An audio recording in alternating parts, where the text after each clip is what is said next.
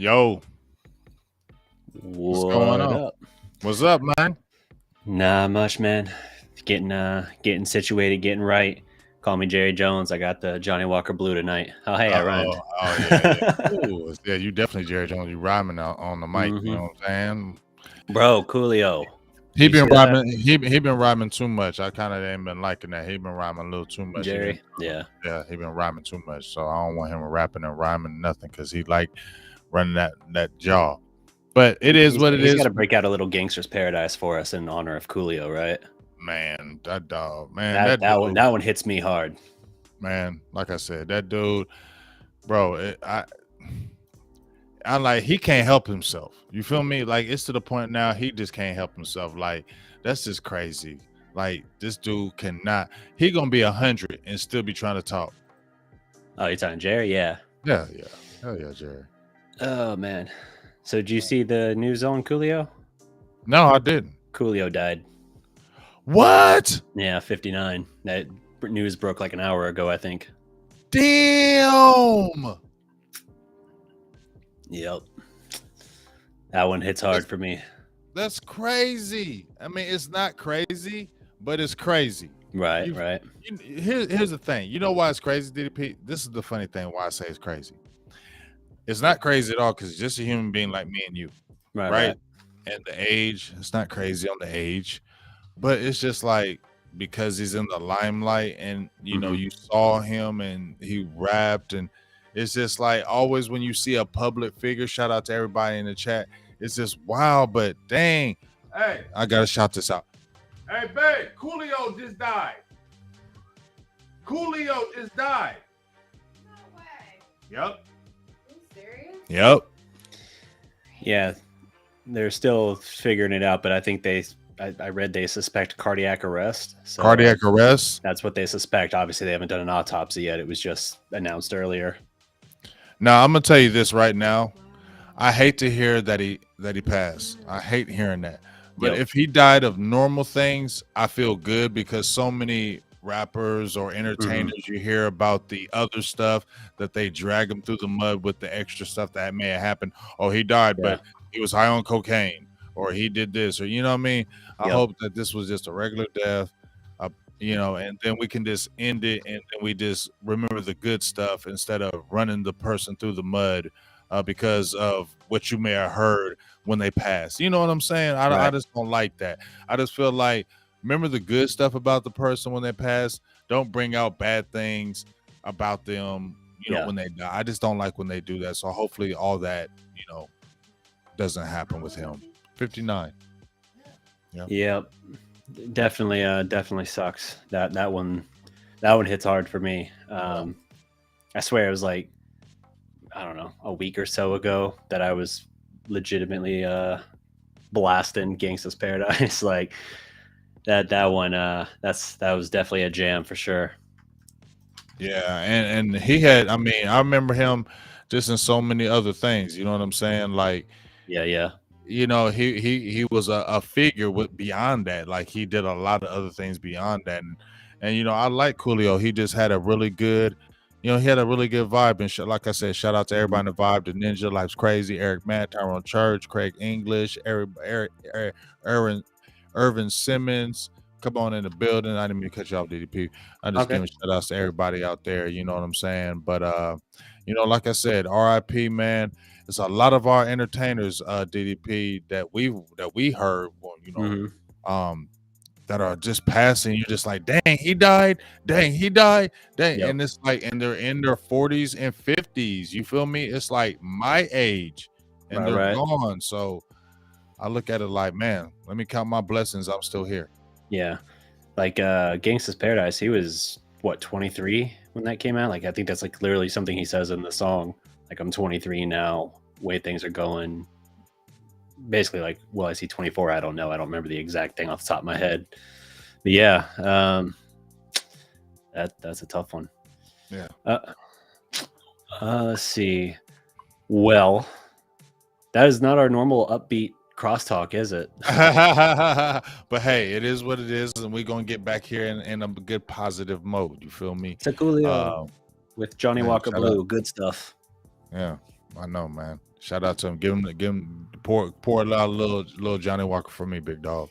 I can't pour it on my desk, but I'll take a swig for you. Good. There you go. Oh, that was a good swig. Yeah. That was a good one. I like that one. Nice and warm. Mm-hmm. Yep. Let's see. So, other, I guess, good news for me finally is it seems that my car odyssey has finally come to an end. Not mine. No, not yours. No. So, but let's listen to your positivity. All right. Because remember, this is positively relentless. So, tell me about your positively relentless. Let me start by saying that I was relentless and on their ass because they kept telling me for like a week that the car was going to be ready tomorrow. It was always something.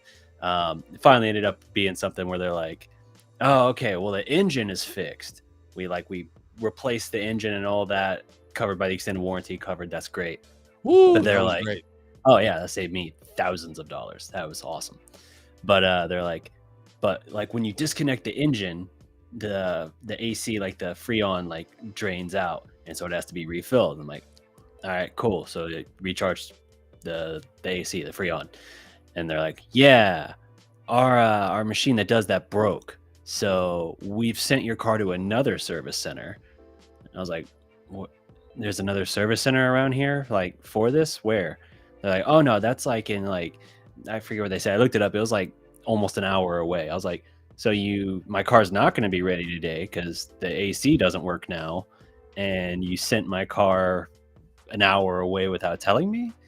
And they're like, yeah, it'll be ready tomorrow. I was like, don't tell me tomorrow. Don't tell me tomorrow. Oh my goodness. Fair enough. They did get it situated by like 5:30, but yeah, after like two and a half months of like not having my car, not having to worry about it breaking down, I actually have a working car again. So that's pretty sweet. I'm happy about that. At least the 10-15 minutes I was able to kind of drive it around, see how it was feeling. It felt good. So I'm feeling good about that. I know your situation's a bit more of a extended odyssey even still. Yeah, it's a little bit odyssey. Yes, Steve Lumpton Coolio passed. But yeah, mine's a little bit odyssey, but it's not bleak. It's just, just got to find the right thing. But in your situation, you might have had to go through all that, but the big silver lining out of all that was I heard warranty. Yep. Covered. Yep. That's the thing I heard more than anything else was warranty and covered. So my thing was, if it was me, like you are probably in your eyes, hey, you know what? I hate that this is happening, but warranty covered, I'll deal with it. Yeah, absolutely. That was the absolute game changer, because if I didn't have the warranty, I was probably going to just junk the thing and just try to move into the next thing, because I'm not sinking another several $1,000s into a brand new engine if there's no warranty or anything. Right. Eric Mack, Keenan and Kel theme song was my jam as a kid. That was absolutely a banger for me. I loved Keenan and Kel. Yeah, man, that actually escaped me for a moment. Like he said that, and I was like, that is him. Yeah. Okay. Yeah. Now that I got that nostalgia trip. Yeah. Right. He messed up the trip, but that's all right. You brought him. You threw him a loop, but he's coming back now. Yep. Because who are we gonna talk about first? We're gonna talk about Mavericks. We're gonna talk about yeah. Which one want to talk about? Let's talk a little bit of Mavericks here. So okay. Now all y'all people, hold up before you say that. All y'all people in here, remember on Wednesdays, this is Mavericks Cowboys. So don't leave and be like, blah blah blah. Hey, it's good. We're talking basketball, NBA, good stuff. So Yep. Mavericks, Cowboys. Go ahead, DDP. So Mavericks had their media day, I think yesterday or the day before, and a couple things came out of this of interest. Obviously, this is the chance for team access to the media for the first time and everything, and you kind of get some of the thoughts. Jason Kidd seems to wear all of this pretty well on his sleeve, pretty straightforward with it, telling you things like last year he telegraphed who the starters were going to be. And he talked about the leadership council, which was kind of a hilariously failed thing last year because Hardaway missed most of the year and KP was a shell of himself who got traded midseason. So the leadership council kind of was just down to Luka by the end. But Kid this time talking about it. It sounds like the main things that are moving forward the plan, Christian Wood will come off the bench. He will be the Mavericks' sixth man. That's not a permanent thing. Again, Jalen Brunson last year did not start the year as a starter. He moved in January, really because of a lucky break. Like that, you think about his meteoric rise to the contract he got, absolute meteoric rise, because he didn't become a full-time starter until January, and it was because the team was just blasted. I guess December, but it was when it happened, but January was when he officially became a starter. The team just got blasted with health and safety protocols and had guys signed off the street, right? They were bringing in Isaiah Thomas and guys like that just for like a game, 2 games, whatever, just to kind of fill a playable roster for a little bit. And Jalen Brunson, for most of that time, was able to be available and healthy, and that allowed him to secure that position where suddenly he became a full-time starter, and then by the end of the summer signs $100 million deal to go to New York and try and be like the centerpiece of their build. So things are fluid is the main thing I'm saying here. For now, Christian Wood's going to come off the bench as the sixth man. I think the reason he might like that, not that he loves the bench, but as the sixth man, you're kind of like the energizer, like the scoring option off the bench. You are the focal point coming off the bench, and you're going to play a lot more with both units, not just somewhere in the fold where you play mostly with the second unit. He's going to get a lot of burn with pretty much the full scope of guys, a lot with the starters, and I think that'll serve him well, especially coming off the bench. He's going to be able to get mismatches against the other team's bench players, and he's going to get opportunities to come in fresh when other guys have already kind of gotten a little burn in. So that's going to be huge for him. Luka, talking on Jalen Brunson specifically, basically was saying, you know, it's a big loss. Like, Jalen was a fantastic player, but he pointed a lot of confidence in Spencer Dinwiddie. I'm trying to pull up the full quote here. I took a shot of it here somewhere. Yeah, here it is. So on losing Brunson in New York, Luka said, "Don't forget about Spencer Dinwiddie." Here's the exact quote. "Obviously, we can't replace Jalen Brunson. He was an amazing player, an amazing guy. But I think Spencer is really going to have a bigger role this year, and I think he can do it. He has the abilities to do it." So Luka putting a huge vote of confidence for Spencer Dinwiddie. And Dinwiddie is an interesting prospect because he is a little bit overlooked in everything. The postseason run and the inconsistency for him really soured a lot of people on him quickly. But if you look at what his run was in those 23 regular season games, the dude was phenomenal. Like, and I would say 19 or 20 of those 23 games, he was fantastic. Probably the Mavericks' second best player in those games, to the extent where we were saying, like, yeah, he's Jalen Brunson insurance. But then Brunson kind of soared. His stock continued to soar in the postseason, and Dinwiddie's dropped a bit. And now suddenly people are like, Dinwiddie's not going to be good enough to fill the void of Jalen. In terms of the scoring acumen and things like that he's going to bring to the table and a relative playmaking ability, I think he can fill a lot of it. It's not like defensively either of them are exactly standouts, but Jalen was certainly not a great defender. He was on his best day an average defender.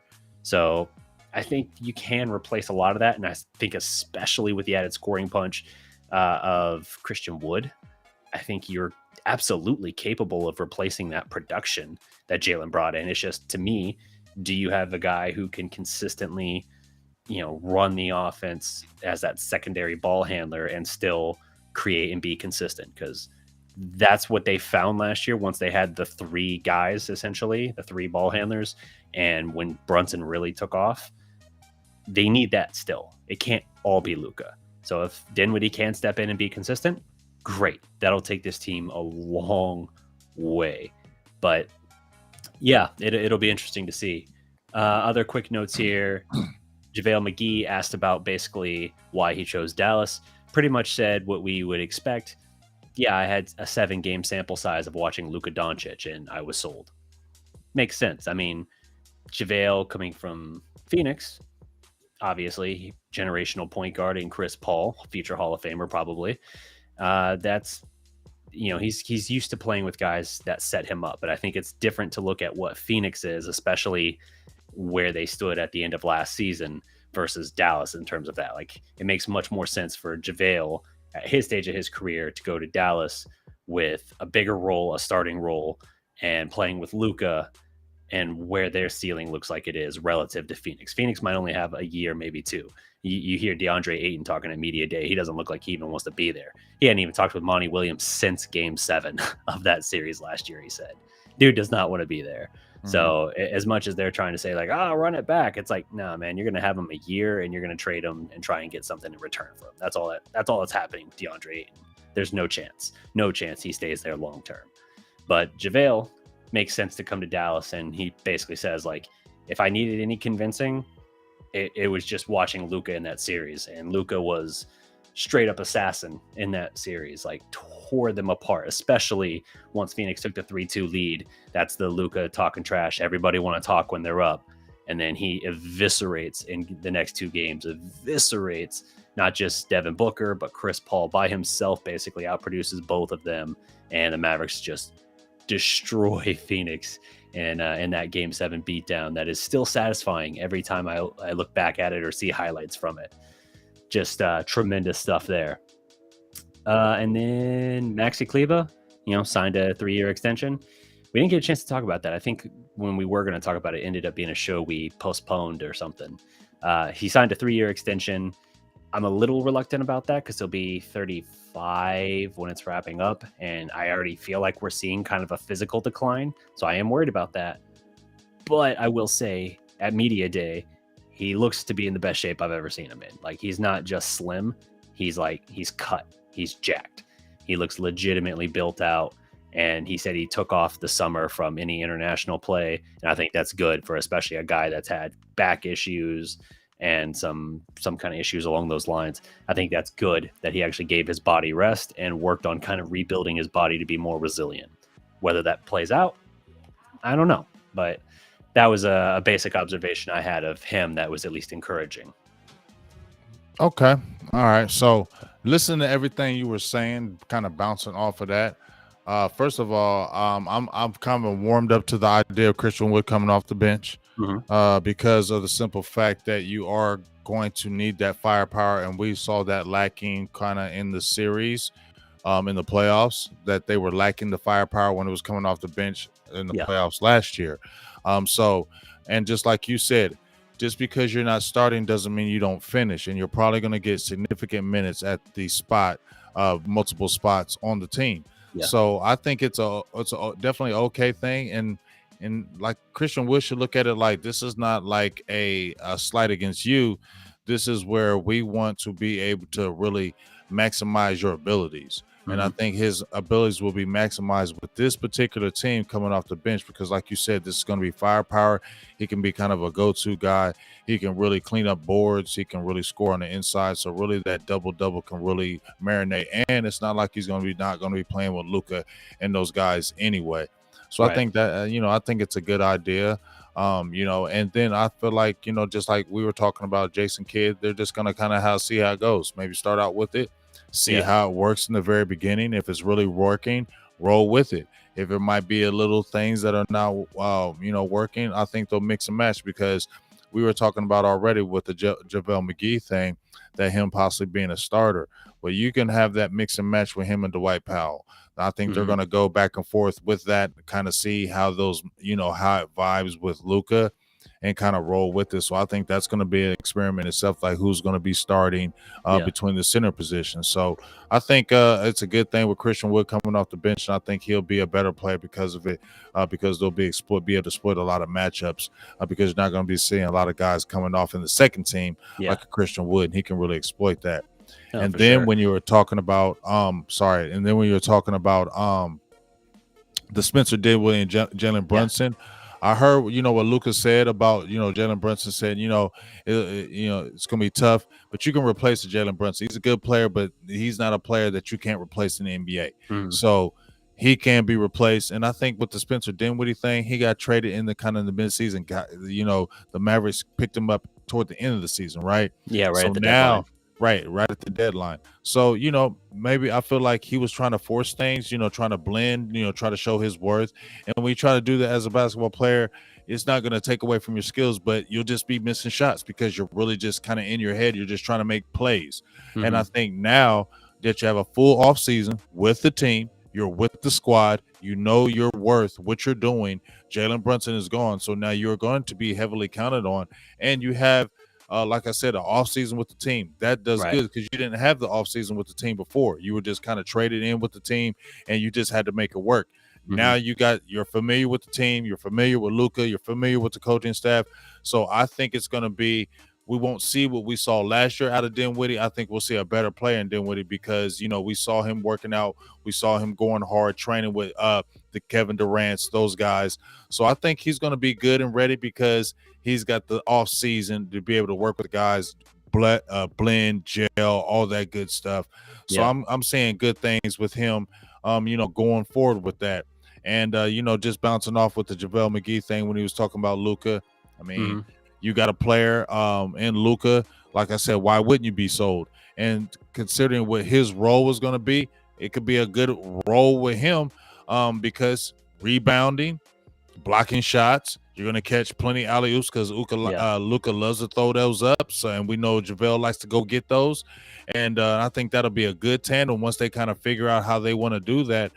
So it just makes sense. So we'll kind of see how it all plays out.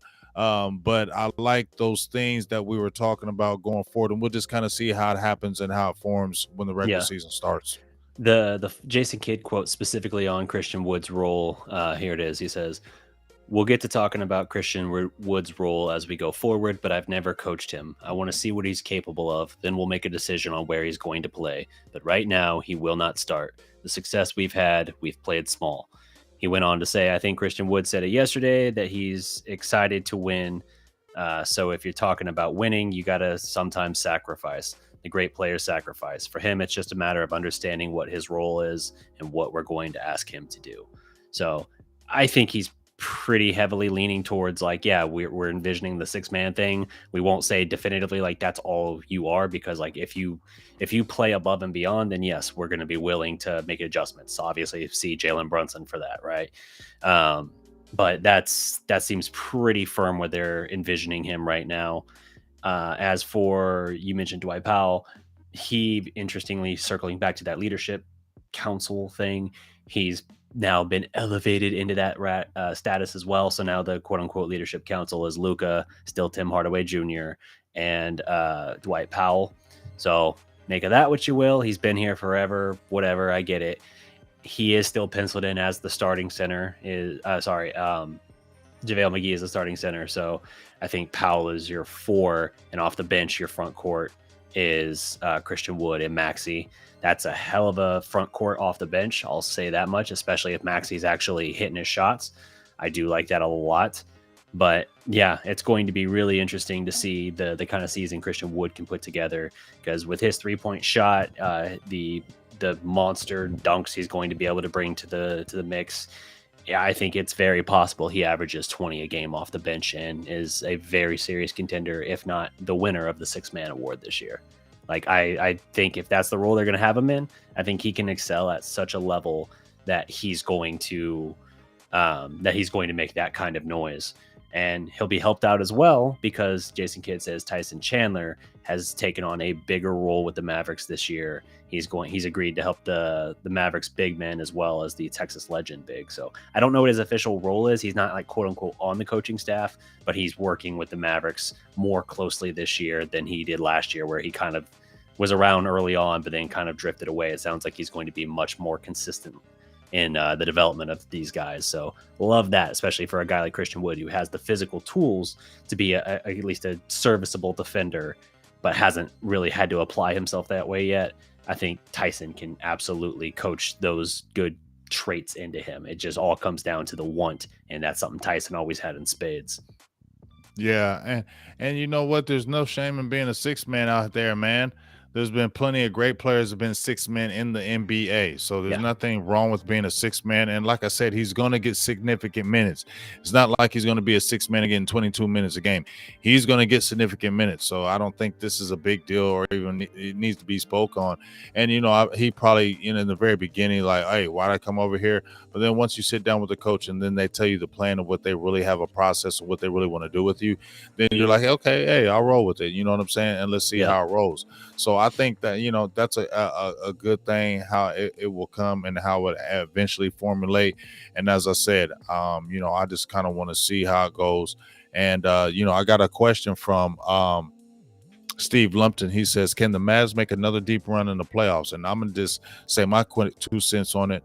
I think it's going to be tough. If you want me to be honest, from my opinion, I think it's going to be tough because I feel like always the second year after you have success, because a lot of people didn't think the Mavs were going to do that, and they did.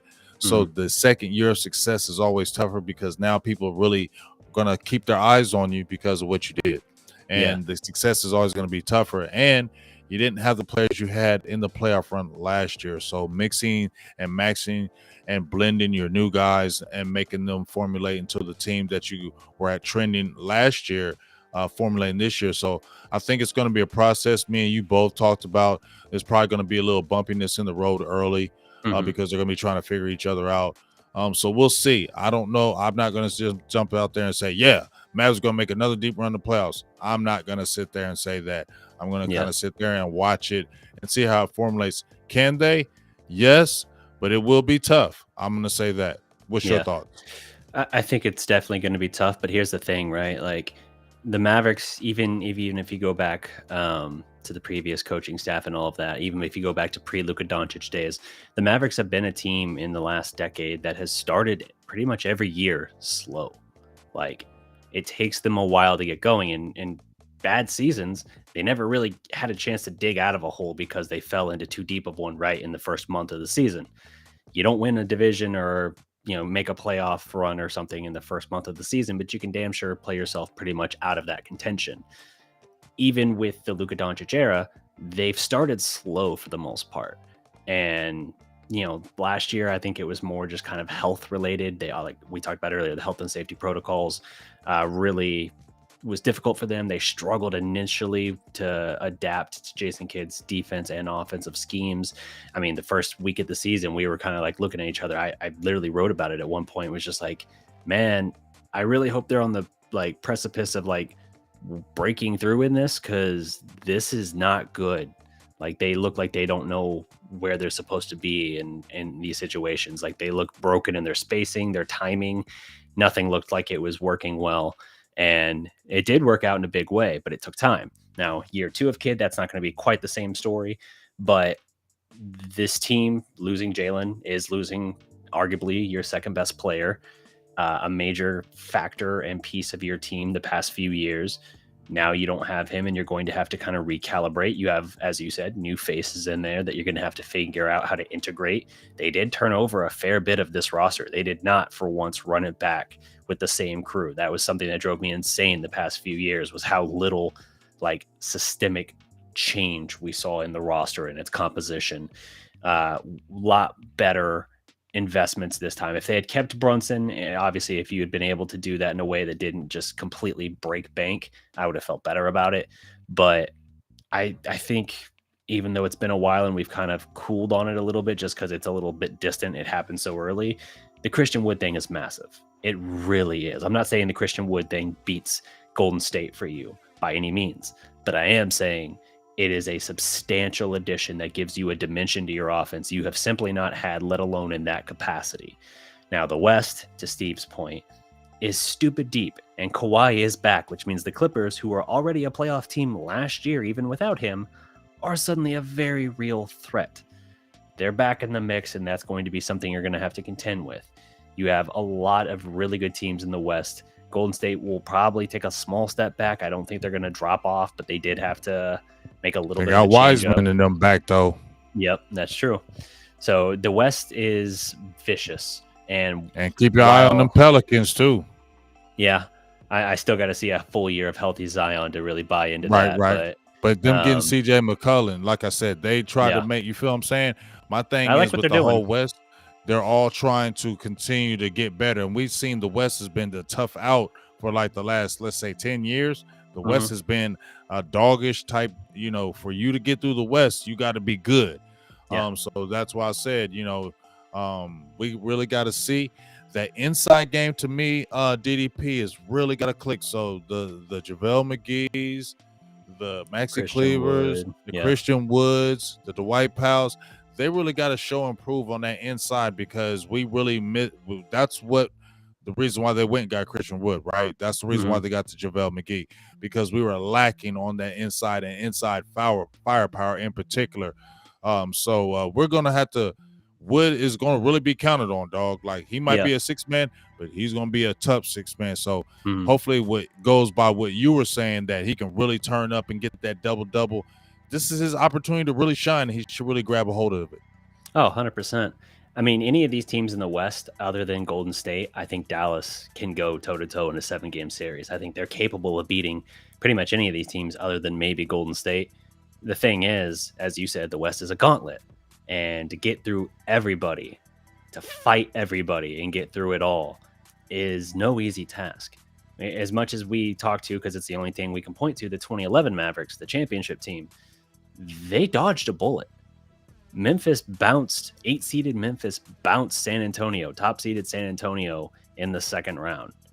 That completely changed the complexion, because suddenly you were getting the young, scrappy Thunder in the finals, or in the West Finals, not having to contend with Tim Duncan, Tony Parker, Kawhi Leonard, Manu Ginobili, et cetera. Like, that was a very...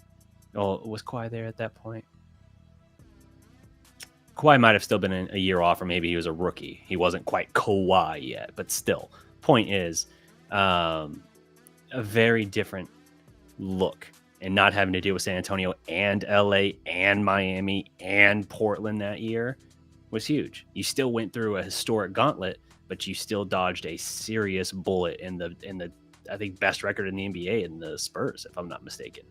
So always got to point that out. The Mavericks are capable of a deep run. Yes.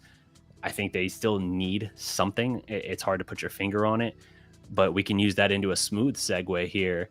One of the things the Mavericks were talking about, they're not making a move before the season starts, it sounds like, but you never know. One thing they were expressing interest in was adding another 3-and-D weapon. They wanted to add another guy that could help spell Reggie Bullock and Dorian Finney-Smith a little bit, so that they don't have to play 45 minutes a game apiece every single playoff game. That very clearly caught up to them by the time the Golden State series comes around, because Golden State never stops moving. Curry in particular never stops moving. Right. That's agonizing to have to get that deep into a playoff run and then deal with that guy.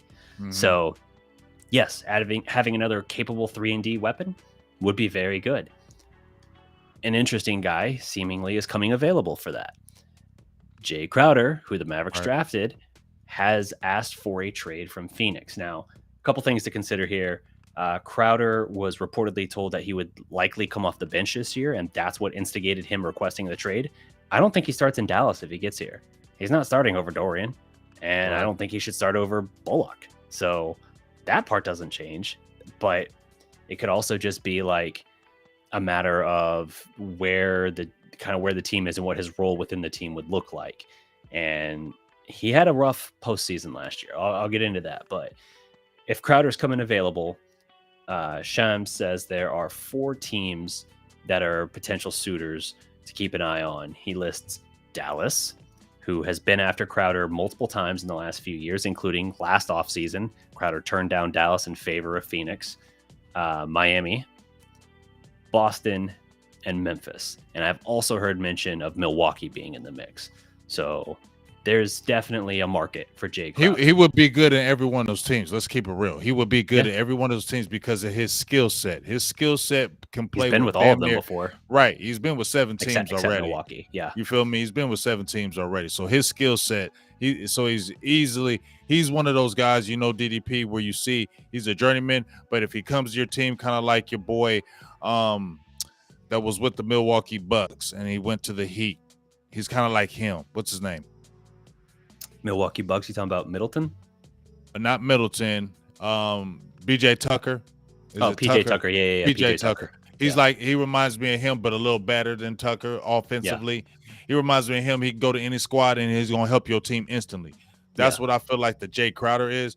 But I feel like, and specifically, he would definitely help Dallas because of his tenacity. I feel like Dallas needs that tenacity, that little kind of attitude. Remember when the Dallas went out and got your boy from the Heat? Oh, from the Heat? He was the forward, and they got rid of him. He was there for a little bit. He was supposed to be the enforcer. You talking about in the last couple of years? Last year, he was the bubble year that we got him. He was supposed to be the enforcer for a little bit. Talking about dogs are coming. Talking about he came from the Heat. He went from here to Boston. And he was he was the Heat, and he was 6'8", 6'9". I can't remember his name. It's right on the tip of my damn tongue. Somebody in the comments help me, because this is somebody help us. Blank on my part. It's like 2020. I've already blocked him out. Because we had him like half the year, and then we got rid of him. And he was supposed to be like this enforcer, and it did not work out. Well, there was him and James Johnson. James, that's his. Oh, you're talking about Johnson? Okay, I thought you were talking about. I thought you were talking about the guard. No, James Johnson. Richardson, it's the guy I was thinking of. Not Richardson, but remember James Johnson? He was supposed to be the enforcer on the inside. So I think Crowder. I'm not saying Crowder feels that, but what I'm saying is Crowder brings it. He brings. I don't know. He just brings some scrappiness. He's Bruce Bowen. He's annoying. He's annoying. You know what I'm saying? He was absolutely going at Luka in that Phoenix series. He's gonna annoy you. He's gonna get under your skin. He's gonna bother you. But he can hit big buckets. He can hit big threes. He can do defense. He can pass the ball. He can get rebounds. That's what the Mavericks need as well. But I like his attitude, because when I look at Bullock and those guys, they're good players, but they kind of chill. Crowder has more of an edge. And I think that's what the Mavericks need. And I like his edginess. Yeah, I think of Bullock and Dorian Finney-Smith. I think of them as tenacious. I think of Crowder also tenacious, but I think he wants to get under your skin. I think he's edgy. Yeah, he's getting under. He's bothering you. He wants to pester you to the point where he's like, if I can make you take a swing at me, I'm winning. That's his mindset. And that's not Bullock and them. That's not him. That's not they're intense, but they're in a different way. Yeah, so that's kind of the notes I had on Crowder, is like physical, borderline enforcer at the forward position. He would absolutely help spell Dorian Finney-Smith and Bullock in the postseason run, which would be great. A couple notes: last season he averaged 9.4 points, 5.3 rebounds, and 1.9 assists. His shooting from the field, not good. 39.9%. 39%, 34% for 3-point range. 34.8% from three. His postseason numbers are also interesting.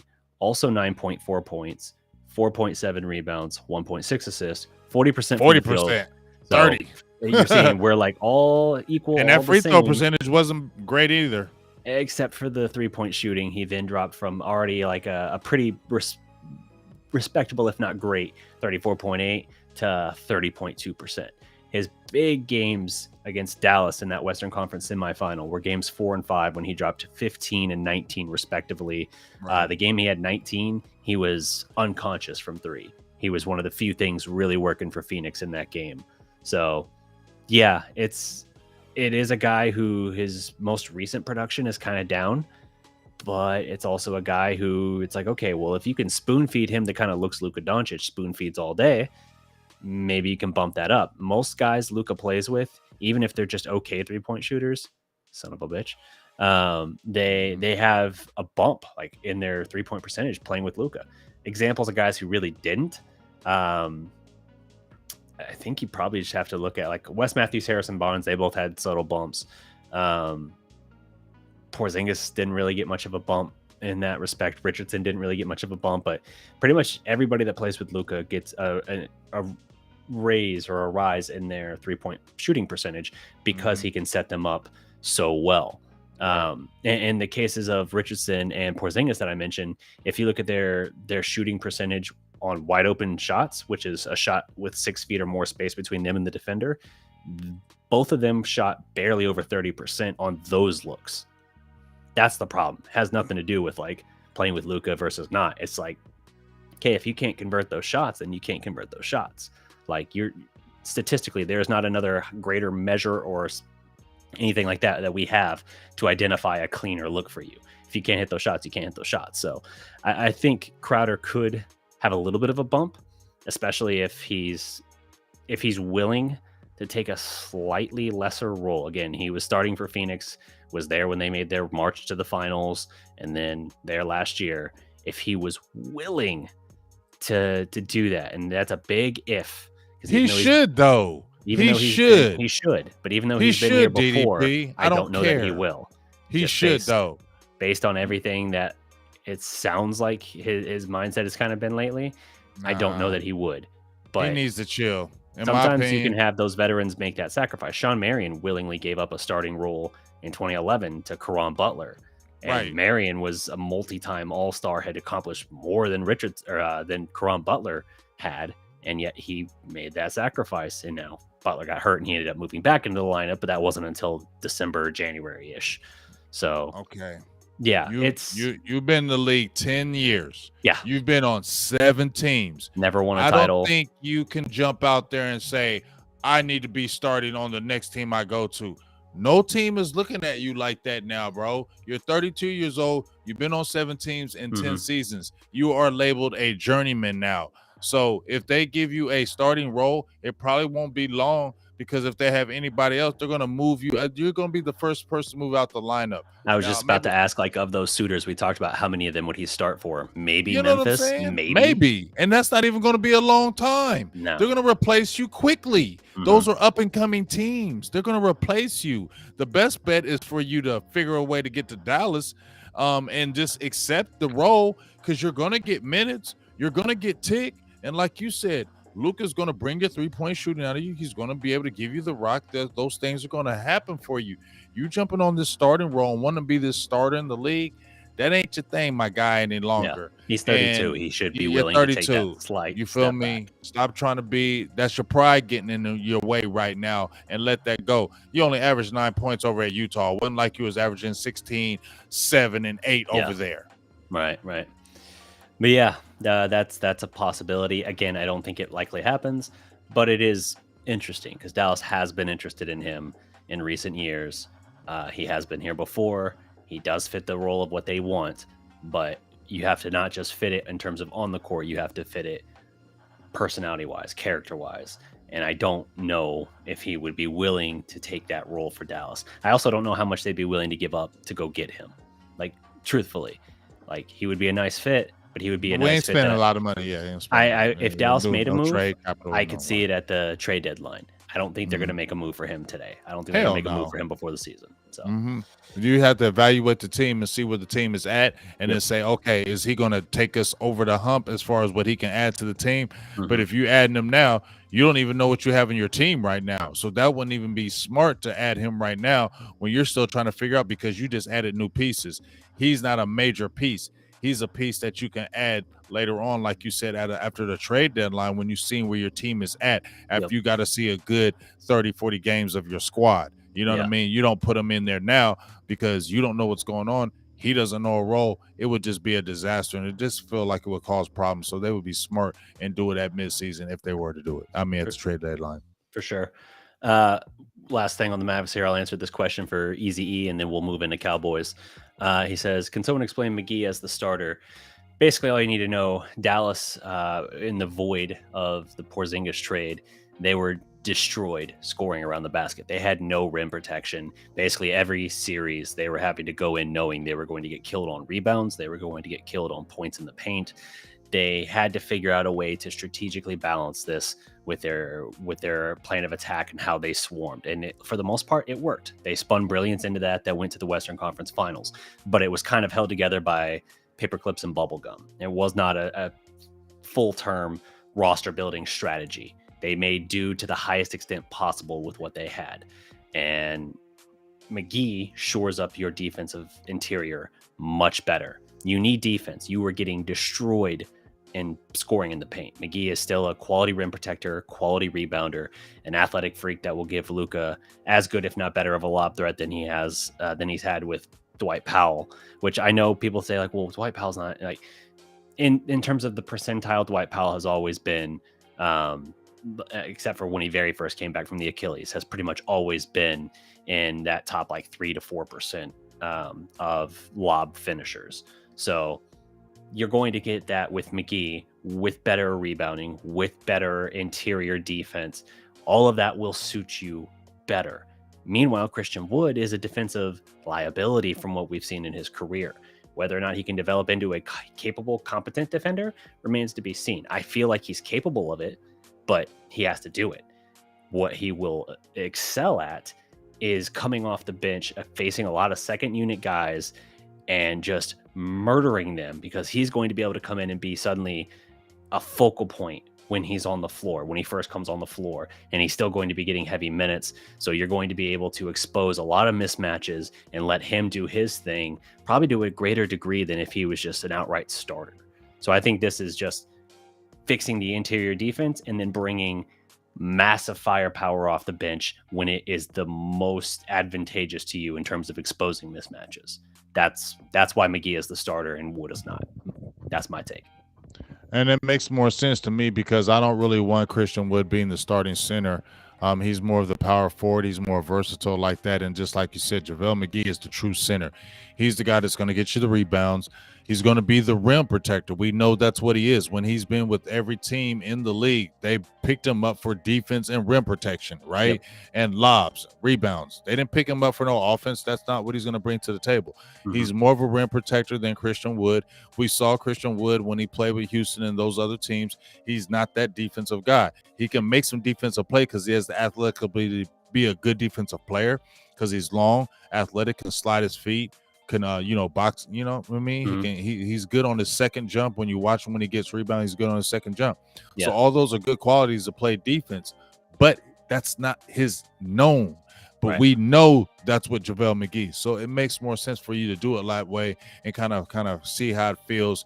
And like I said, I think they're going to mix and match how JaVale McGee and Dwight Powell, they're just going to kind of see how it flows with Luka, and whatever is really kind of working, then they'll go with this. But, in the beginning of the season, it's going to be a lot of early season trying to figure it out, and that's okay. I don't think Dallas fans, we should wig out if it's not early things clicking, because this is going to take a little bit of time to kind of figure it out and blend. Yeah, no, I agree. All right, let's move into some Cowboys talk here. Let's do it. So, Cowboys got themselves I was going to say nice win. Let's just say a win.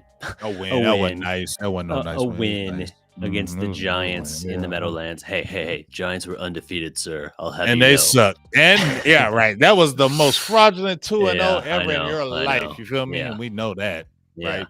Mm-hmm. Let's specifically talk about the CeeDee Lamb roller coaster, because I feel like that game really encapsulated CeeDee Lamb's professional career so far.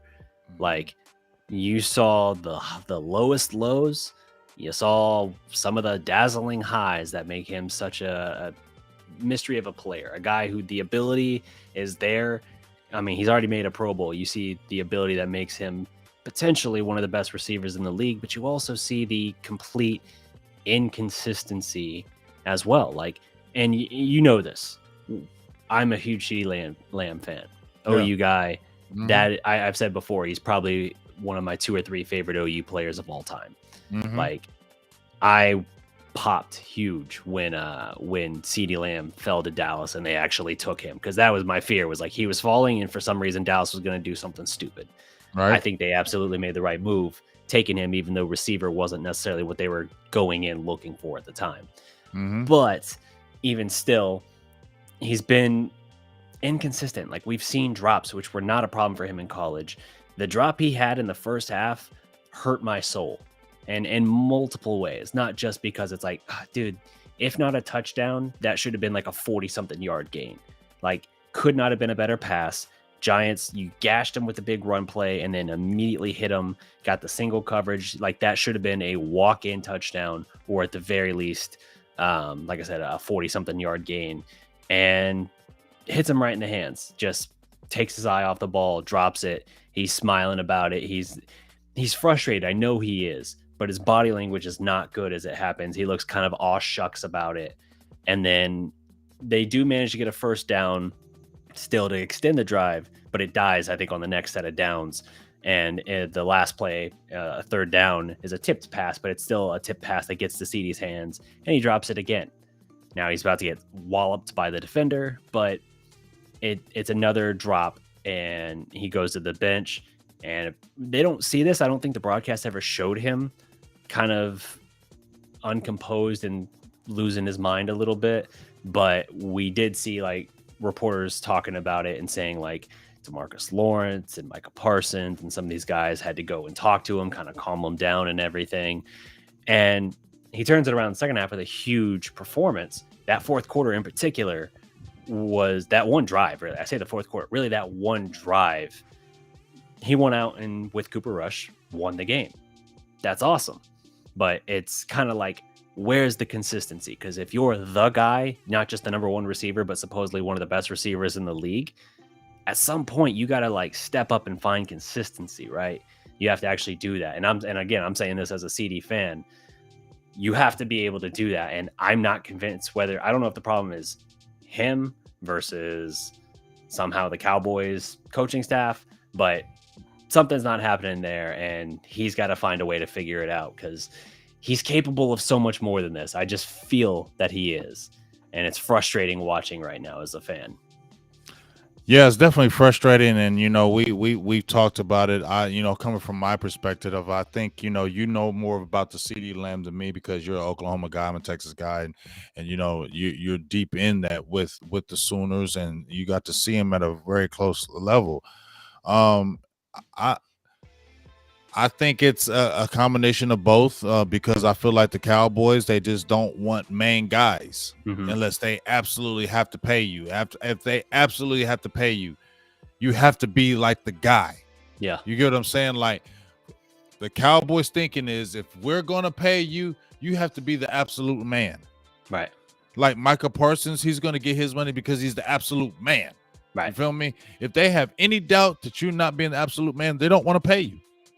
Yeah. And so that's what happens. That's what's going on. And I said, CeeDee, I was making the tweets like, man, you're giving them ammo, bro. You're giving them ammo. This is what they're going to look at when they don't want to pay you that money.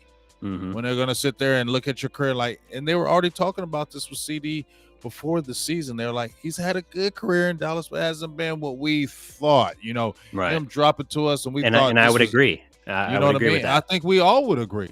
Yeah. If we're really being honest with ourselves, I think we will all agree that CeeDee has been good, but for the way he dropped to Dallas, we thought he was going to be all world. And when he first came in, it was trending, but then it kind of just flatlined. It's kind of just like tapered. It's kind of just like, is it the offensive scheme or is it CeeDee? Because you wonder if he went somewhere else, would he go crazy? I feel like he would, but like, right. let me ask you this. Do you know when his last 100-yard game was? Ooh, wait.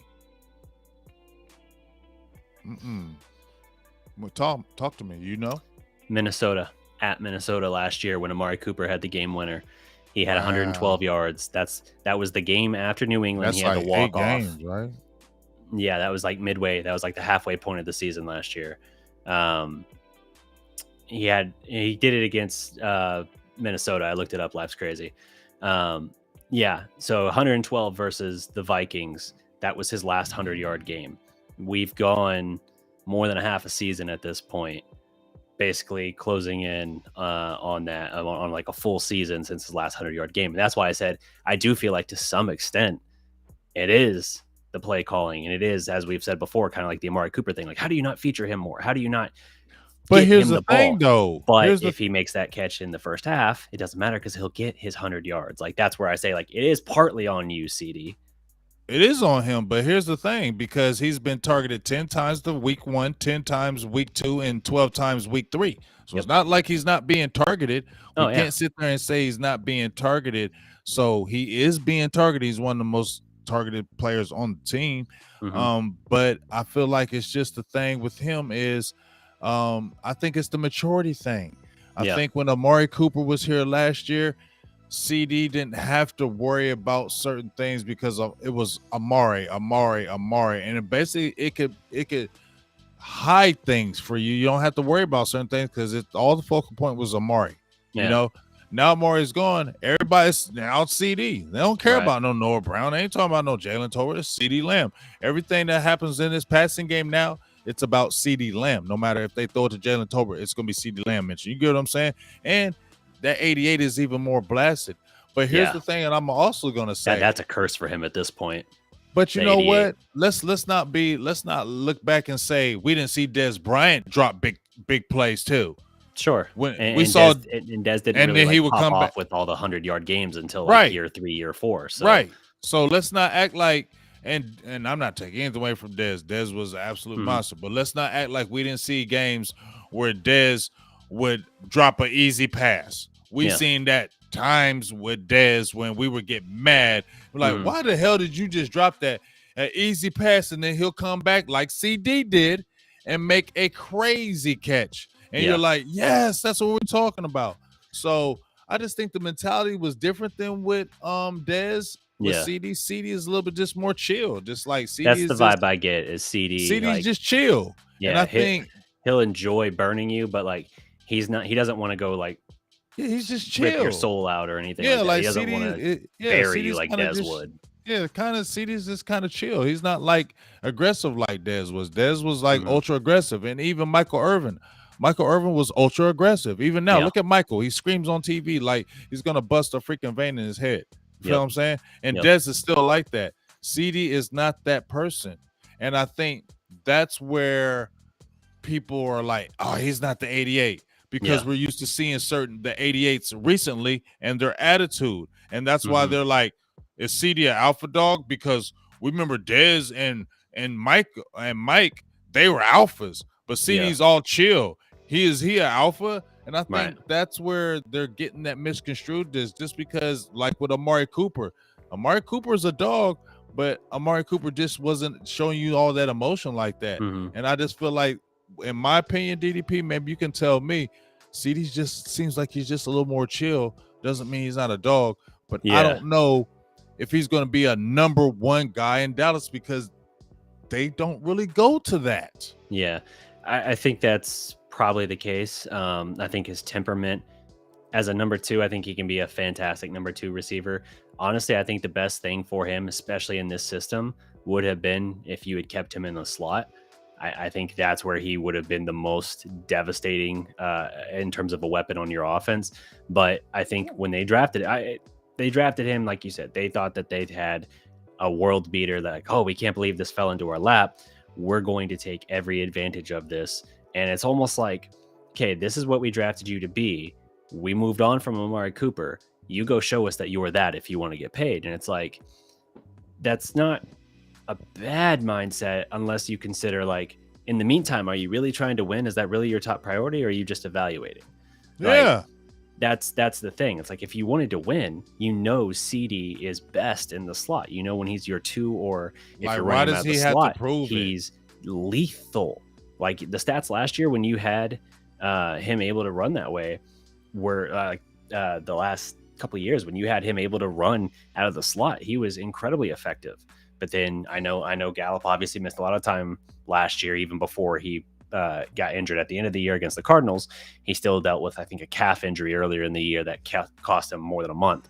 So yeah, there were issues there, but CeeDee's production, if you use him as a mismatch and don't just say, hey, go be the guy that can just beat any cornerback, I think you're misusing him a little bit.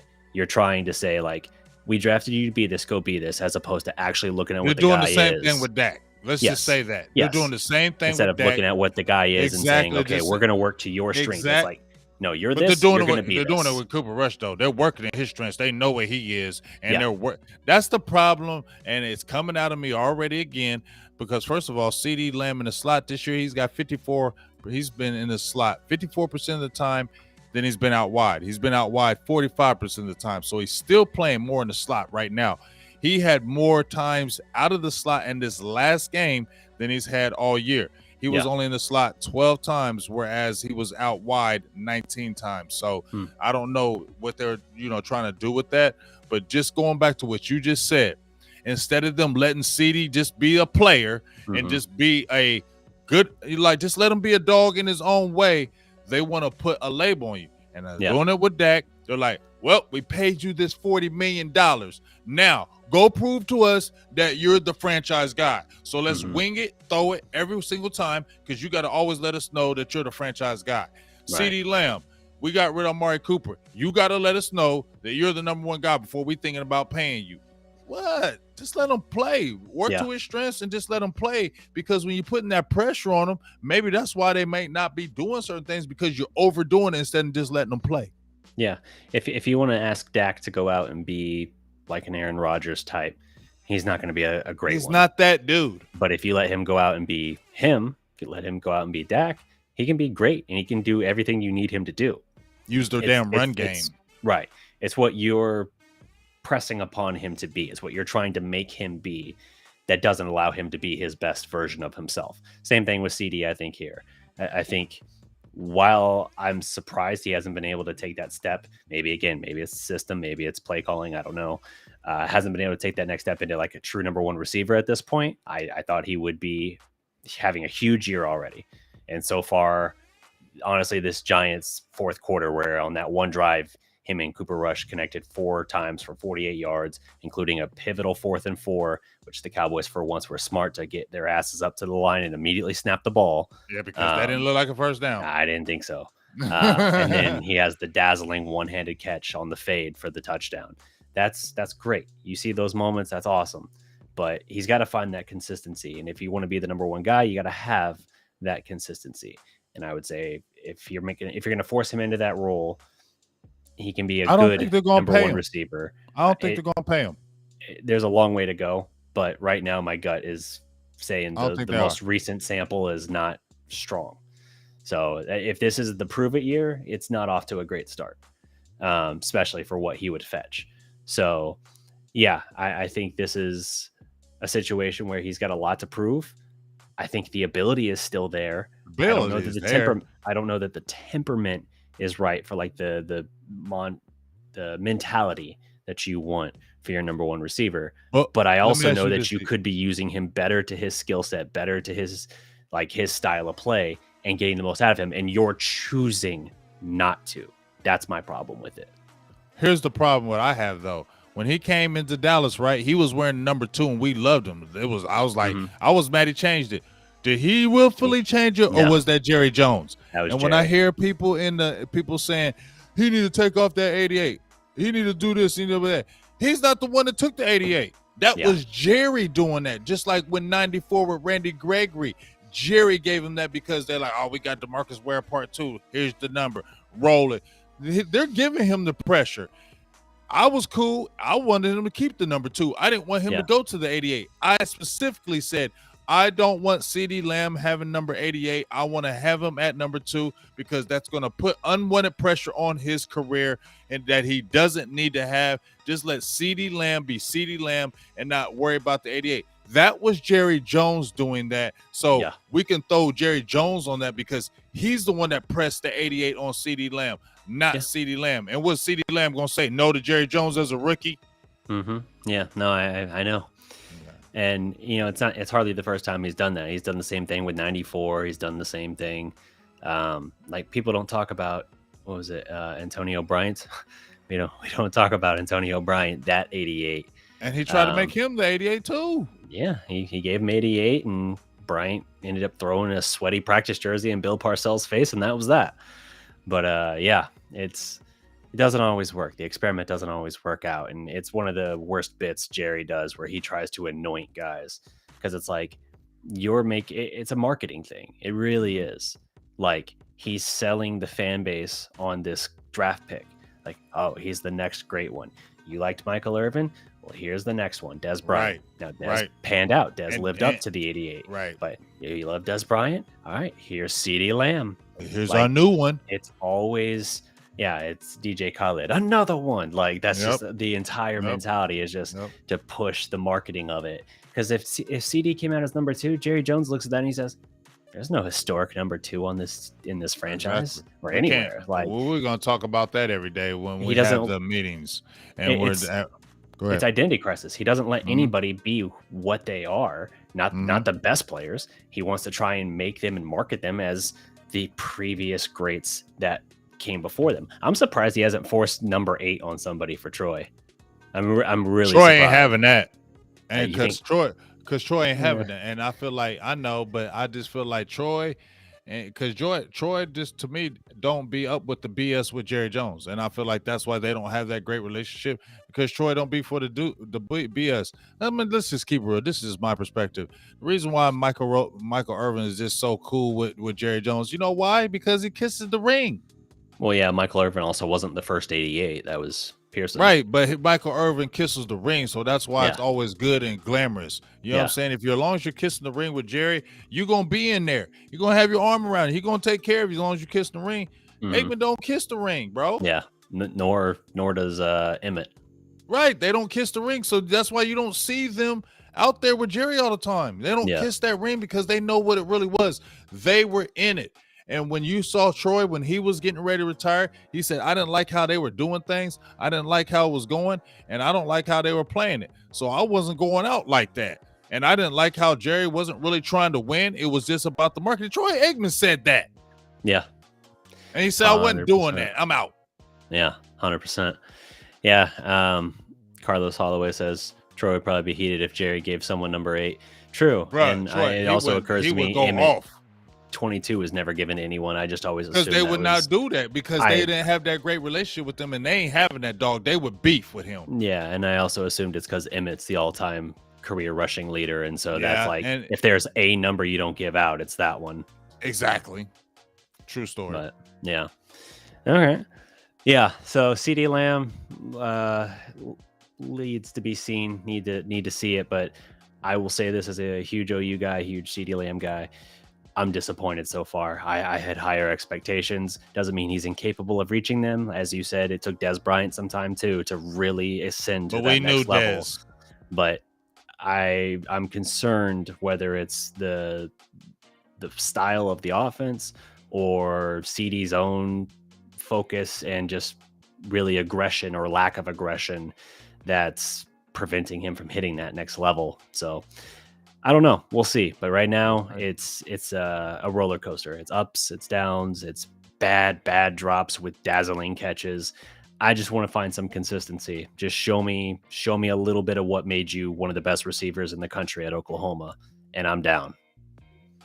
Yeah, well, we'll see. I just feel like, I feel like this is what it is. Yep. All right, let's jump ahead a little bit here. Into a last segment here. Let's talk a little bit about Micah Parsons. Didn't get a sack against the Giants, but his pressure rate was still phenomenal. Absolutely steamrolling guys getting after Daniel Jones. Daniel Jones under pressure more in that game the other night than he's been in his career. I think that when they put up the stat, he was pressured 21 times, and I swear we had like another 4 drives from the Giants after that. So I don't know what the number ended up being, but he was running for his life the entire game. To be fair, he did run for several first downs. I think he had like 4 or 5 first downs he ran for, but that was largely out of necessity. The Cowboys were on his ass. Micah Parsons was blowing through 2 dudes, knocking them down, getting to Jones and driving him to the ground. Absolutely love that. And considering he was sick all week, that is phenomenal. Like the dude is an absolute freak of nature. The combination of power and speed that he has is otherworldly, and kind of understandably so. Again, they're playing the Giants, so it makes sense that this comparison would resurface. People are kind of asking, like, is he kind of the next Lawrence Taylor? Not the same in terms of size necessarily. Like Taylor was a bigger guy than Micah. I think Micah's what, like 235, 240, something like that. He's like 240, 244. Micah ain't no little dude. No, I'm not saying he's little. I'm just saying, like, compared to Taylor was like 265, I want to say. But anyway, point being, the dominance and the just total control that he can enforce on any game. He is an absolute game wrecker, and doesn't matter what you try to do, he can absolutely blow up a game plan for you. And that's what's proven to be the case. Now, after the game, Lawrence Taylor talking about, like, yeah, he's off to a great start. Let's see him do it for 13 years. I get that. I do. Like, I also look at it and say, like, the eye test tells me not to question or put any doubt at all on like what Micah Parsons is capable of, because I've yet to see something he can't really do. But at the same time, I do have to remind myself sometimes, like, all right, he's played like just over a year. Like he missed one game last year. So he's played basically in 17 games. So compared to until last year, prior to last year, he's basically played 1 year and like 3 games. Okay. That doesn't mean that's still a small sample size, is what I'm saying. But the dominance, the ability, it's undeniable. And yet, as we were having the conversation this past show, talking about like if we put him already as the best defensive player in the NFL, or if we say he's in the conversation versus whatever, the biggest knock that seems to kind of come against him is the fact he hasn't been doing it that long. Like longevity does factor into perception, but I think in terms of the start to his career he's having, you really can't ask for anything better. He had 17 sacks through his first 17 sacks through his first 18 career games. That's the fastest, like the greatest rate that we've seen in NFL history. That says something. That says, like, even if you want to do a head-to-head comparison between him and Taylor, right now he's slightly ahead. That's impressive. It's going to factor into, like, when you talk about like an all-time great versus the new, and now I'm in total darkness, the new hot thing. It's like, okay, longevity matters, and we're going to have to see that in the long term. But in terms of just the actual ability, the actual physical ability and potential, I absolutely 100% think he is in that Lawrence Taylor caliber of player. I think he can even be better potentially. And that's saying a tremendous amount. But there's a lot of conditionals with that. Health, obviously, always being the first one that I point to. And longevity is the next thing. He's got, like Taylor said, you got to be able to do it for a decade plus to really do that. But as far as belonging in terms of his ceiling of what we're seeing, absolutely belongs in that category unequivocally. Yeah, I mean, he does. I mean, Lawrence Taylor, I mean, he's got to respect it because, I mean, I'm sure when Lawrence Taylor came in the league, I watched Lawrence Taylor. I watched him from his rookie year all the way till he retired. So I watched. That's why when I said the comparison to Lawrence Taylor, when I first seen Micah Parsons, I felt like I was allowed to say that in my opinion because I watched Lawrence Taylor. I watched a lot of these old players a lot of these people didn't watch. You feel what I'm saying? So I can make the comparison. And Lawrence Taylor, when he came in the league, he was 237 pounds. At his highest, he was 250. That's when more he was got injured and he was more strictly a pass rusher.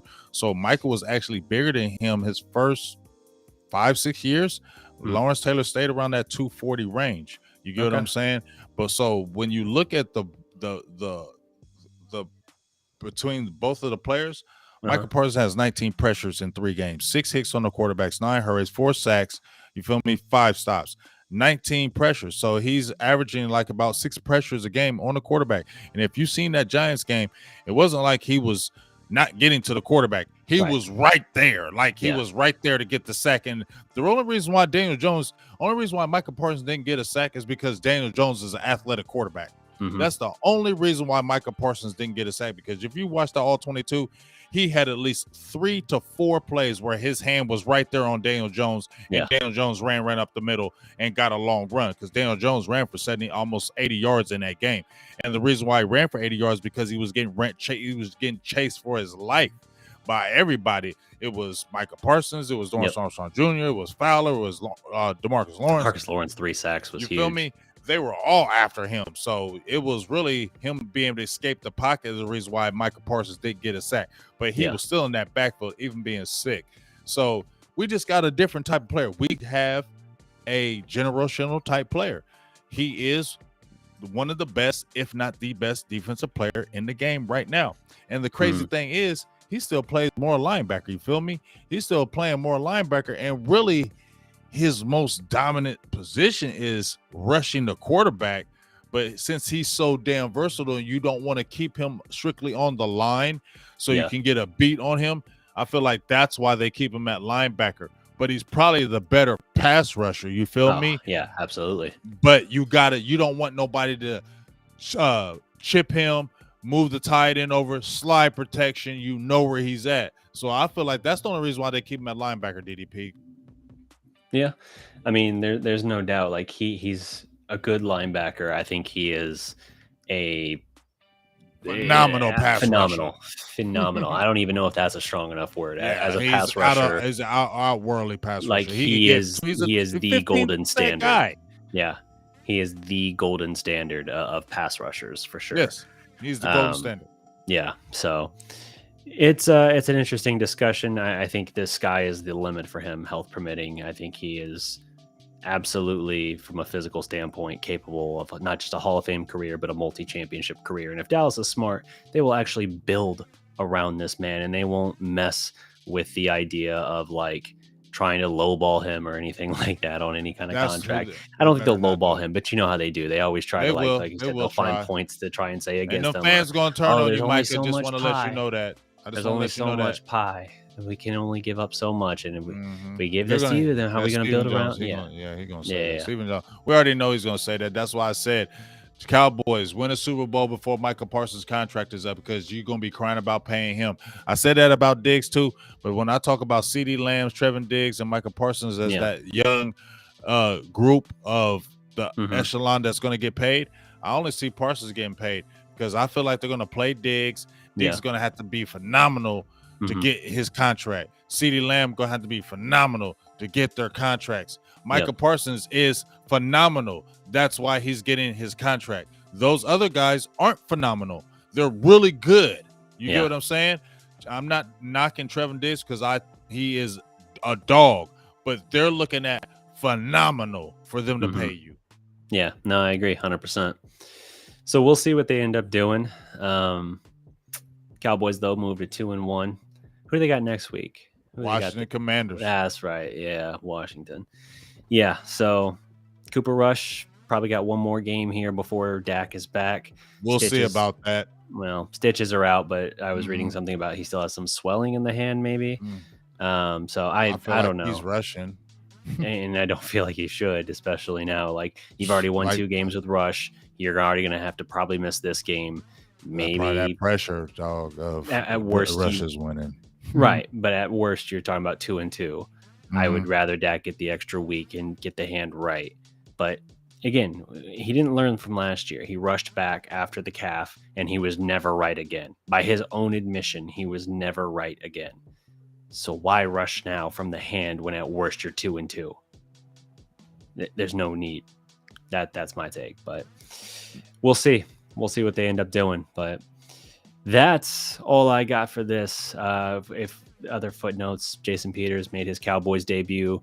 Him and Tyler Smith absolutely wrecked shop, sprung the Cowboys run game, which opened up Cooper Rush to be a bad man in play action. I'll give him credit for that. Cooper Rush in play action passes was laser sharp, and would have been. I try to remember that CeeDee drop if that was play action. Might not. I think it was play. I thought it was. That might have been play. Yeah, it was a great play how to set it up. Yeah. So absolutely, the benefit of Peters at left guard and Tyler Smith showing out big. I love what I've seen from him so far. I was on the fence about him for a long time. Through 3 games, I'm kind of like, all right, I'm buying in. Like, I see it. I see not just the immediate, but the long-term picture of what you're looking at. This is your heir apparent to Tyron Smith, and you've got a good one here. So first round linemen, they know how to pick them. Yeah, they definitely got the eye for the linemen. I'm gonna be honest with you. All the offensive linemen, I didn't know nothing about Tyler Smith like that. I was hearing in the rumblings. The only thing I was questioning was because he played at Tulsa. What the competition. That's the only thing I was worried about. But I wasn't like, oh, why did they pick him? I knew they were going to get an offensive lineman. It was just a guy I didn't know. That's the only reason why I was just like, I don't know who he is. Let me find out about him. But once I talked to like the OC and some other people and then kind of watched the tape, I was like, well, he ain't bad. He just got to learn technique on certain things. And hey, he is honestly going to be probably one of the next great left tackles out there, man. That's why I don't want them to move him, because he's already doing really good. You talk about the growing pains. He's having growing pains, but he's not having major growing pains. You don't look at him like, oh, we need to help him. We need to help him. Yeah. You don't look at that with him. And I mean, it's just really exciting what he can do. Jason Peters, you know, he's still got to get his legs up underneath him. Connor McGovern will be coming back. I'm going to want to see how they do with that dynamic, because I felt like Connor McGovern, I don't care what they say about him, I still think he's a good young player. He, in those first few snaps of that first game, he was doing well. And you know, I feel like I would like to see him. I would like to see Jason Peters just come in if necessary. Let's put Connor McGovern in there. Let's see how it rolls, because even with Farron not playing bad, Dallas still had 176 yards, and in these 3 weeks, Dallas is averaging over 100 yards rushing. So even in that Tampa Bay game when they had Farron, okay, Zeke Elliott had 10 carries for 50 yards. He was averaging 5 yards a carry. They have been running the ball every single game. They have been able to run the ball. So that's what you got to look at when people are like, oh, replace this person, replace that person. Man, it's okay. Use Jason Peters. He's 40 years old. I don't really want him starting. Use him as your backup. Reserve, you don't need to start him, because what if he goes down? Then you're screwed, right? Yeah. Go with the young guys. Keep your old guy and keep him as a reserve, because it's a long season, right? 17 games. We don't want him playing 17 damn games. I don't want a 40-year-old playing 17 damn games. No. Right? So let's do it that way, and like slow cooking as far as the Commanders. You know, I don't want Dallas to get, you know, oh, well, the Eagles got 9 sacks, we're going to destroy them. Let's not keep that mindset. Yes, they got 13 sacks, lead the league. Okay, don't have the mindset of that, because then you can get complacent. You can get complacent, and then little things happen. Carson Wentz can go crazy because you got complacence, because you think, well, the Eagles did it, we're going to do it too. Make sure you just go hard. Understand that. The biggest thing that I like with the Commanders is they don't run the ball. Okay, they don't run the ball, and they are very susceptible to a good pass rush, which I think Dallas has in spades. So that's my confidence factor for the Cowboys, is they should be able to get after Wentz in that offense. Yeah, they definitely should. And I feel like this is a game that Dallas is going to win regardless of Cooper Rush or Dak Prescott, because they're just the better team. So and I think that's going to show through. And my thing is, when they bottled up Gibson, make them one-dimensional, make Carson Wentz have to throw the ball everywhere. He's throwing the ball at a crazy rate. I think he had like 42 attempts last game, 40 attempts the week before. So they're putting the ball on him because, hey, we got a quarterback. So let's just throw the ball. They're averaging 287 yards passing, only average 86 yards on the ground. That's good for 24th. You feel me? So let's make them one-dimensional. Dallas will win it. I feel it. All right. That pretty much wraps up our time. We ran a long show today, but I feel like it was a good one. It was definitely a good one. Good one for sure. It'll be interesting once we get both seasons rolling simultaneously. We'll have a lot of good stuff to dig into. Mavericks helped us this week. I'm ready for that dynamic. Yeah, Mavericks helped us this week with Media Day, at least giving us some interesting new discussions and topics. But yeah, I'm looking forward to when both teams are running and we can pivot from a Cowboys game right into and the Mavericks played last night. Let's talk about that. Right. Yeah, that'll be nice. That's going to be nice. I'm going to be excited for that because I want to be able to do the simultaneous thing. So I'm excited when that basketball season starts because I think it's going to be good. And make sure y'all keep on tuning in, like we always been telling y'all. Keep on tuning in. You know how we're rocking it. The NBA season is right around the corner, as we said.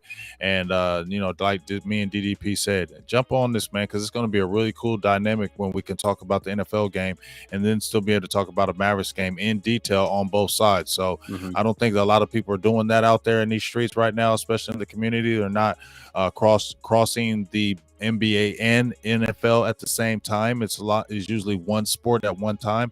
So I think we're doing something that nobody's really doing out there. And if you see it out there, you know what it is. Okay. I'm gonna leave that alone. But check this out. Love it. Support it. Go tell your people out there, because especially if you're a Dallas Mavericks fan, I think you're really going to like it. And make sure you tune in because we're going to give you some good stuff, man. That'll do it for the show, guys. Tune in next week. Check out the show on Spotify or wherever you listen to podcasts.